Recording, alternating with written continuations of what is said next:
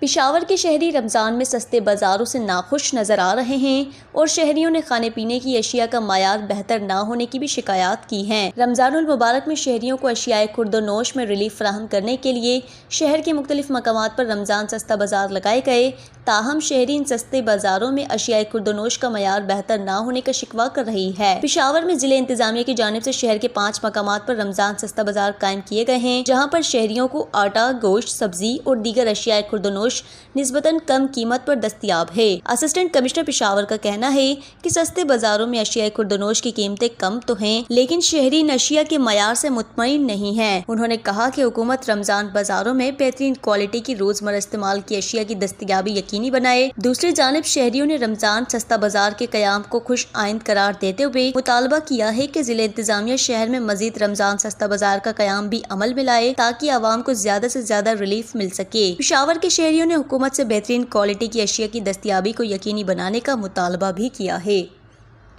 وش news Peshawar.